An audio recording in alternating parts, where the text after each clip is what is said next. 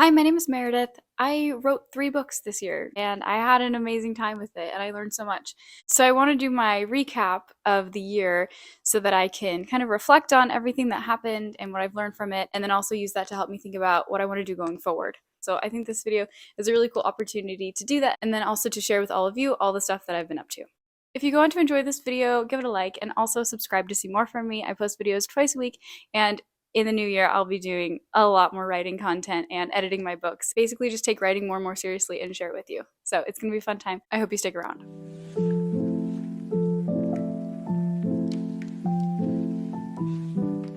So in this video, I'm just gonna take you through the year and kind of what I did month by month, and then give you my word count tally, some fun figures, and then at the end, some lessons learned, some things that I'm gonna take into the new year, some things that I didn't know when the year started. First of all, if you don't know anything about me, just really quick to give you some context, I have always wanted to write books and I've been writing a lot since I was younger, but I've never actually finished anything. I've never written anything full length. Last year I got married and moved and started a new job, and it was very, very hectic. And so at the end of that year, I started writing, and I was just doing it to kind of have a hobby now that I actually had time for a hobby for the first time in a long time. And this year I realized it was something I thought I could take seriously. And so that's what I did. We got a lot done, and I'm so excited to talk about it. So this year I wrote 2 projects, and I'm going to refer to them as the first project, which is SFTL. That's the acronym for it. And then the other one I'm just going to call The Rat's Nest. I've referred to these a little bit in some of my other videos, but if they're not familiar to you, those are just what I'm going to call them. So SFTL is, I should probably mention, like, more about it so that you get an idea of what the heck I write. It is a low fantasy. It doesn't have as many foreign fantastical elements. It does have a magic system, but it is industrial era. It is so much fun. It is like, it is just so hopeful. Like, the project put me in a good mood. Yeah, it had these themes of like being able to find hope again, even after, tragedy has happened. And so I love that project. So in September of 2021, I just started writing in the middle. I started writing an exciting scene and wrote to the end. So in the new year, I started it from the beginning and wrote to the middle and finished that project.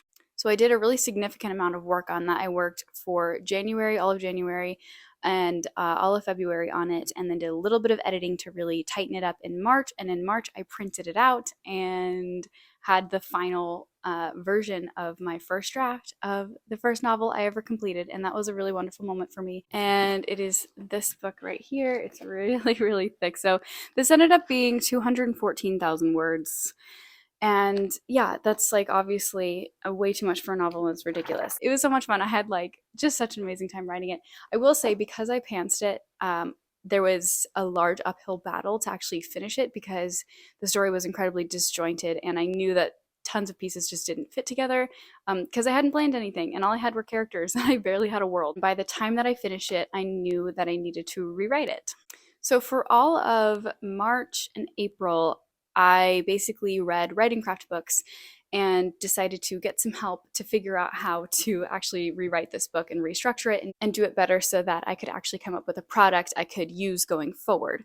So in March, I just read writing craft books, and in April, I read writing craft books and then started the reread of this novel. I was rereading all of these things and kind of making lists of all the different elements that I had in the stories, writing out the plot archetypes, writing out the characters, all that kind of stuff, like really just organizing what I had. That process showed me how much work that I needed to do, and I got discouraged. I hadn't started putting together the skeleton of the rewrite yet.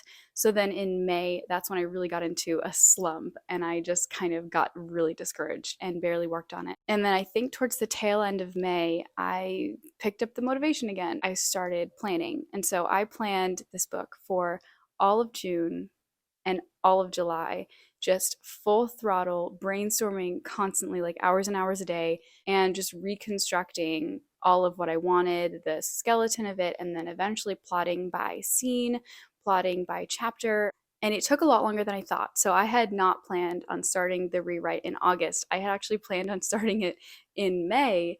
And so I was months late on this. It took way longer than I thought. And I think I was just a lot slower at doing this because it's the first time that I'd ever done it. So for August and September and then the first half of October, I wrote this book. And it was 159,000 words, which is way more than I hoped and than I thought. And I was disappointed that it came out to be so much because that means there's going to be so much to edit afterwards. And I have not gone back and done the edits on that yet.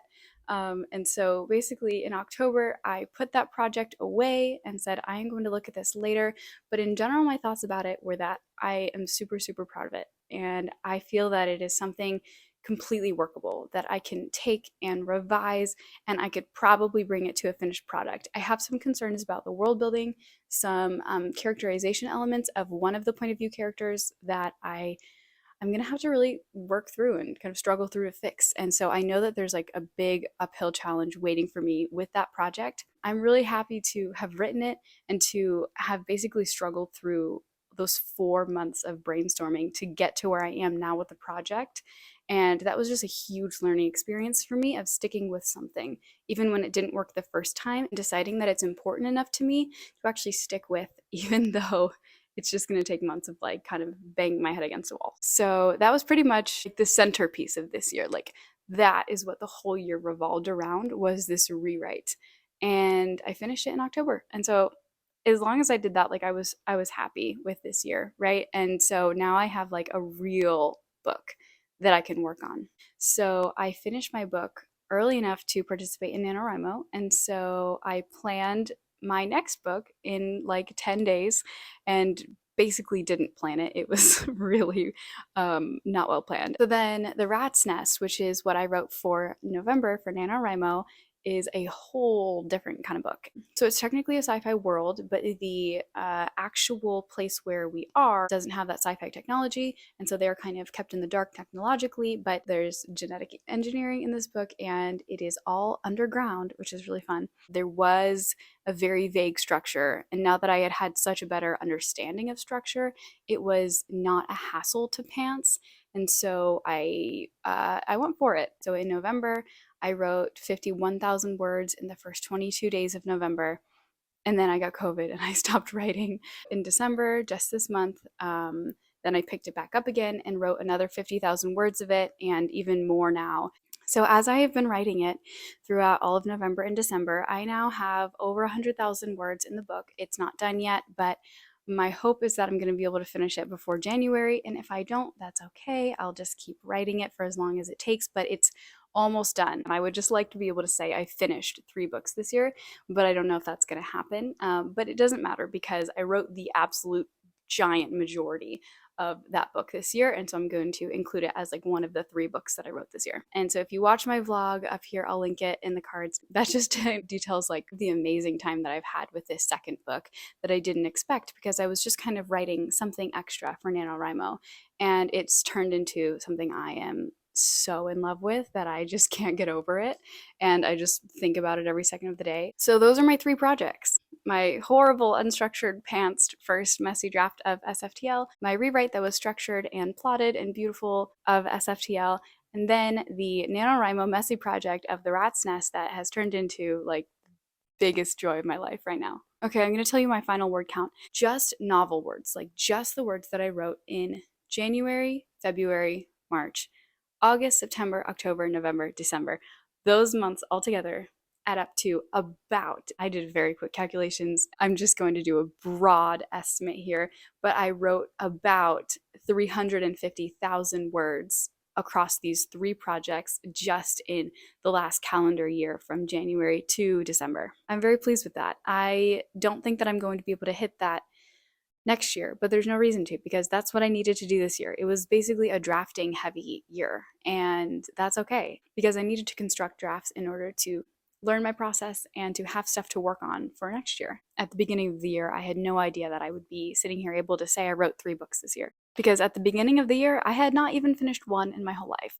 Okay, let's talk quickly about some lessons that I learned this year, because I did so much writing that I should have learned at least a couple things. So there's so much more, but these are really just the things like at the top of my mind, probably the most important things that I learned this year. And number one, like the most important thing, I'm going to put it first because I want everybody to hear it and I want myself to remember it, is that nothing is wasted.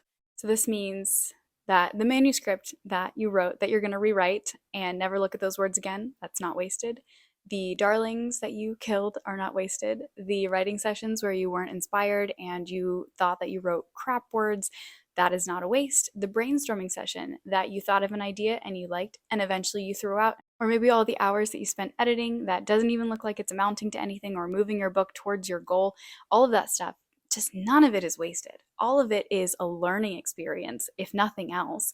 And most of the time, all of those thoughts, all of those hours put towards anything, towards building this idea of your book and connecting all of these dots and weaving together all these threads, it is all building towards the eventual book and the eventual story that it's going to be. And you have to walk through all of it.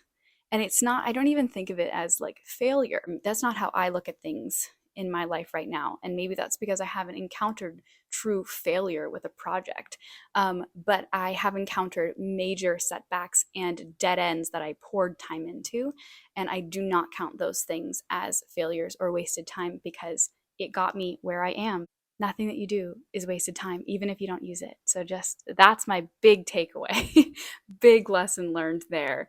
Yeah, there were so many times where I got so down about myself and about all of the time that I'd wasted, like writing this other draft. And I was like, why didn't I just plan it beforehand? And I was like, because I couldn't, because I didn't know how. And because all I could do at that point was start. And that was the best thing for me at that time.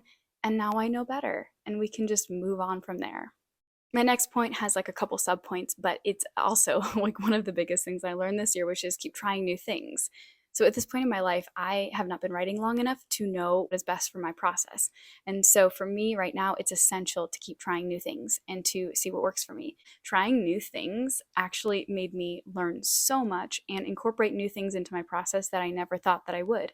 Or something like the snowflake method, where I didn't really think I liked it or that it contributed a whole lot, but actually the scene list that I wrote during the time that I tried the snowflake method is the backbone of all of the writing I've done in December that has made me fall in love with my book.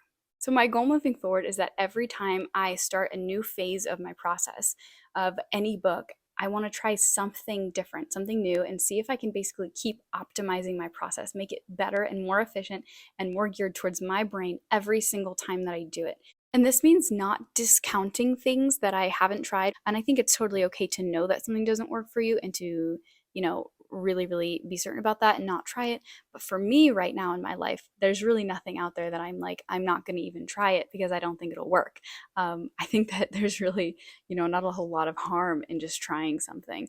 And so for me, that means not looking at something and judging it before I try it and see if it actually works for me. But if it doesn't work, being okay with then moving past it. But usually, I think I've found in every single thing I've ever tried or read about writing craft wise, there is something I pull from it and bring into my personal method. There's so much beauty in that, of being a collection of all the things that you've read, and being open to new things and to things that you didn't think you'd like. So that is something that I am really going to move forward with into the next year. Right along those lines is to keep learning. Like, don't ever stop learning, and not just try new things, but like learning. And I fully believe there's a lot of discussion on this, but I believe that a writing craft can be taught. And I think that speaks for itself with, literal like universities that teach writing craft and teach creative writing. I know, because I started out this year knowing literally nothing about it, that the knowledge that I've acquired in the past 1 year of writing craft is so valuable. And so I know that writing craft can be taught because I have gained that knowledge and I've taught myself through other people, offering content online. And so I want to never stop learning about writing and about stories and about structure and about what other people have figured out about stories. And no matter what source I'm taking that from, I want to learn for the rest of my life about this because it's something that I just am in love with. The very, very last lesson that I learned is basically when I am not in touch with myself, I feel creatively empty. Basically, when I'm focusing so much on output that I forget to input, that the well runs dry. That's kind of a lesson learned for me is I need to journal, I need to write poetry, I need to have deep relationships with friends and family, and to not neglect those, and to have meaningful conversations with other people, and also to live life and do the things that I enjoy and think about the ideas that I enjoy, and live well and think deeply. Because if I'm not doing that, then the writing comes out stilted, and it's like there's no meaning behind it because I don't know myself. I don't know what I think or what I care about.